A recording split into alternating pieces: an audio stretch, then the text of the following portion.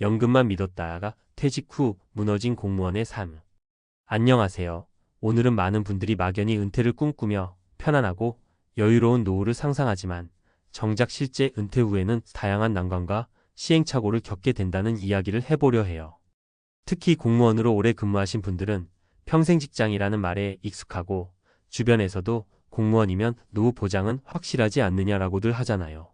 그러다 보니 퇴직 이후에도 별다른 걱정 없이 잘 살 수 있을 거라 생각하는데 막상 현실은 그렇지 않은 경우가 꽤 많더라고요.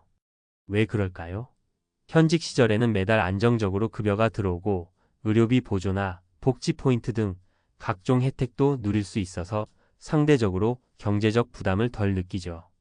또한 동료들과 협업하고 각종 모임에 참여하면서 자연스럽게 사회적 관계와 소속감을 유지하는 게 가능해요. 그런데 정년퇴직을 하게 되면 이 모든 것이 한순간에 사라지는 거예요. 매달 받던 급여 대신 연금이 나오긴 하지만 그 액수가 생각보다 적을 수도 있고 예상치 못했던 지출이 발생하면 금세 빠듯해집니다. 더불어 조직에 속해 있을 때의 소속감이나 자존감도 크게 흔들리면서 심리적으로 어려움을 겪게 되죠. 그래서 오늘은 연금만 믿었다. 퇴직 후 무너진 공무원의 삶이라는 주제로 실제 퇴직 공무원 세 분의 이야기를 통해 그 원인을 살펴보고 어떻게 대비해야 하는지 함께 생각해 보려고 해요. 첫 번째 사례는 62세에 퇴직한 어씨입니다. 교육청에서 30년 넘게 근무했고 당시 주변에서는 연금 잘 나오니까 이제 편하게 살겠네라며 무척 부러워했어요. 그런데 정작 어씨가 실제로 받아본 연금 액수는 본인이 기대하던 수준보다 훨씬 낮았다고 합니다. 식비, 공과금, 병원비, 그리고 손주 지원비까지 계산해보니 매달 들어가는 돈이 만만치 않았던 거죠. 여기에다 직장 생활 때는 저렴하게 혹은 무료로 받았던 건강검진이나 각종 지원이 일시에 끊기면서 지출이 더욱 늘어났고요. 결국 퇴직금을 생활비로 조금씩 축내다가 금방 바닥이 보였어요. 불안해진 어씨는 어렵게 지인의 학원에서 파트타임으로 일하게 됐지만 나이도 있고 몸이 예전 같지 않아 쉽지 않았다고 하더라고요. 퇴직 전에 뭘 준비하긴 해야겠다고 생각은 했지만 막상 구체적으로 뭐부터 해야 할지 몰랐다. 그냥 연금이면 어느 정도 넉넉하겠지 싶었는데 정말 예상 밖이었다는 말을 들었을 때 저도 여러 가지를 생각하게 됐습니다. 두 번째 사례는 60대 중반의 B씨인데 지방자치단체에서 35년 근무하셨어요. B씨는 은퇴 직전에 제2의 인생을 나름대로 그려놓았다고 합니다. 퇴직금을 모아 작은 음식점을 운영하거나 아예 부동산 임대를 해서 월세 수입을 안정적으로 받는 계획을 세운 거예요. 문제는 정년퇴직 시기가 경기 침체와 맞물렸다는 거죠. 막상 투자를 하려니까 부동산 경기는 불투명하고 음식점을 운영하기에도 소비 심리가 줄어든 상태라 리스크가 상당했어요. 결국 무리하게 대출을 끼고 투자하기는 부담스러워서 소규모 분식점 하나를 인수했지만 장사가 예상처럼 되지 않아 몇 달 만에 폐업했어요. 남은 건 빚이었고 연금만으로는 생활과 빚 갚기가 빠듯해지니 주말엔 대리운전까지 하게 된 거죠. 공무원 시절에는 그래도 내가 인정받으면서 일 잘한다고 생각했는데 시장으로 나오니 내가 아는 게 없더라. 세상 물정이 이리도 빠르게 변하는지 몰랐다는 이야기에 씁쓸함을 느꼈습니다. 세 번째 사례는 63세의 C씨 이야기인데 이분은 경제적으로는 큰 어려움이 없었어요. 공무원 연금도 어느 정도 안정적으로 나오고 현직 시절부터 소비를 알뜰히 해왔기 때문에 금전적으로는 나쁘지 않았죠. 그런데도 크게 무너졌던 이유가 고립감 때문이었다고 해요. 은퇴 전에는 매일 출근하며 동료들과 부딪히고 필요하면 후배들을 챙기거나 여러 모임에 나가면서 늘 활기차게 지냈는데 퇴직하고 나니 연락도 줄어들고 사람 만날 일이 극적으로 줄어든 겁니다. 가족들은 각자 일하느라 바쁘고 예전 동료들도 초반엔 몇 번 만나더니 점점 멀어졌대요. 그러다 보니 내가 이제 사회적으로 필요 없는 존재가 된 건가 하는 무력감이 들었고 우울한 기분이 지속되어 방 안에만 틀어박혀 지내게 됐죠. 연금도 있고 특별히 돈이 모자란 것도 아닌데 사람들이 안 만나주니 뭐 하러 살아야 할지 모르겠더라는 그의 말을 들으니 노후 준비가 단지 돈 문제에 국한된 게 아니라는 걸 다시금 깨닫게 됐습니다.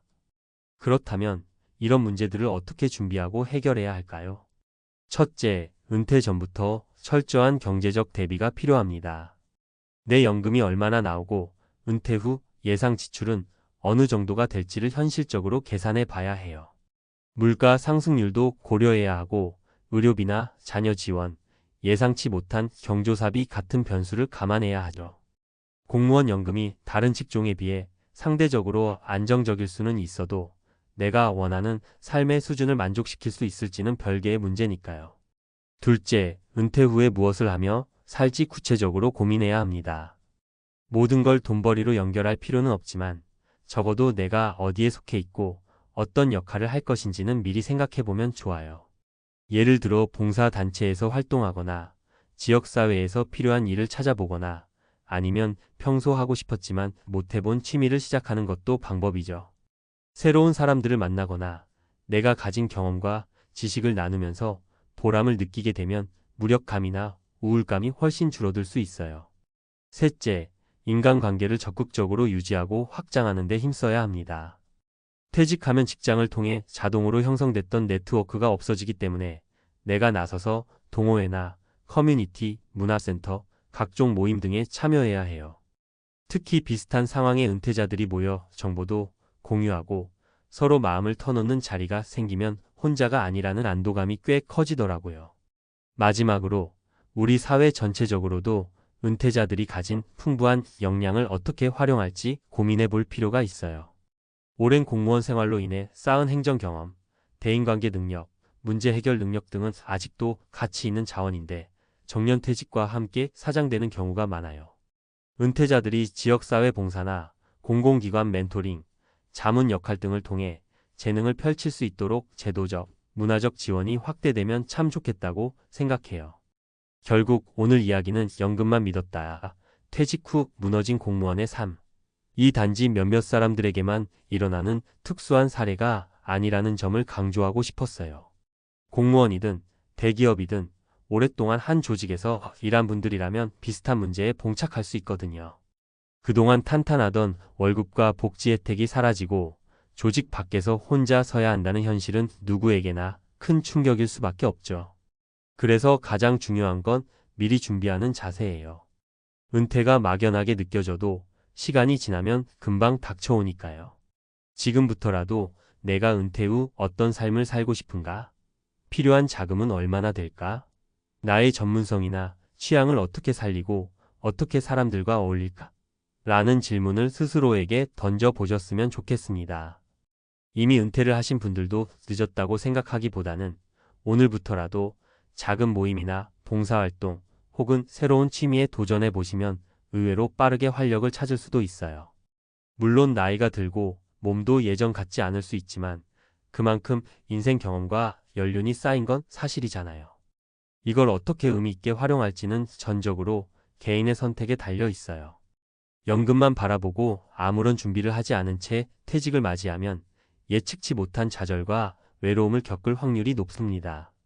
반면 미리부터 관심 분야나 활동 영역을 찾아두고 관련된 사람들과 꾸준히 교류한다면 은퇴 후에도 얼마든지 보람찬 삶을 만들어갈 수 있죠. 결론적으로 퇴직 후 무너진 삶을 피하기 위해서는 자신만의 로드맵을 갖고 있어야 해요. 그 로드맵에는 경제적인 부분은 물론이고 사회적 심리적 연결고리를 어떻게 유지 확장할지에 대한 구체적인 전략이 포함되어야 합니다.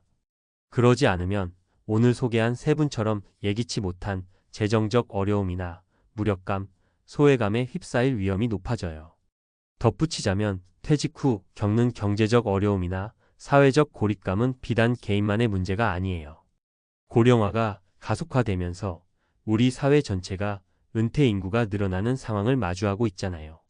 이들이 자립할 수 있고 다시 사회에 기여할 수 있는 시스템을 만드는 건 국가적 과제이기도 합니다. 공무원 출신뿐만 아니라 다양한 경력을 지닌 은퇴자들의 경험과 지식을 어떻게 활용할 수 있을지, 또 이들이 겪는 심리적, 경제적 문제를 어떻게 지원할 수 있을지 고민해야 해요. 그래서 개인 차원에서의 준비도 중요하지만 제도 정문화적 기반이 함께 마련되어야 한다고 생각합니다. 예컨대 은퇴자 재능기부센터나 시니어 컨설팅 자문단 같은 구체적인 플랫폼이 확충되어 은퇴자들이 손쉽게 사회에 참여하고 소득도 창출할 수 있게 해준다면 많은 문제가 완화될 거예요. 또한 은퇴자들끼리 서로 멘토멘티가 되어 응원하고 정보를 교환하는 커뮤니티도 늘어나면 고립감이나 우울감을 덜어내는 데 큰 도움이 되겠죠. 결국 은퇴는 한 개인의 문제가 아니라 사회 전체의 문제라는 인식이 필요해요. 하지만 지금 당장 가장 쉽게 할 수 있는 건 바로 자기 자신부터 준비하는 일이겠죠. 연금을 포함해 은퇴 후 수입원을 점검하고 노후에 필요한 예산을 구체적으로 계산해 보세요. 그리고 내가 잘하고 좋아하는 일 혹은 배우고 싶었던 일에 조금이라도 발을 담가 보세요. 사람들과 교류하는 활동을 늘려가면서 삶의 활력을 찾으시는 게 정말 중요합니다. 그렇게 한 걸음씩 실천해 나간다면 연금만 믿었다가 무너질 뻔했는데 오히려 새로운 길을 찾았다라는 기분 좋은 이야기를 할 수 있게 될 거라고 믿어요.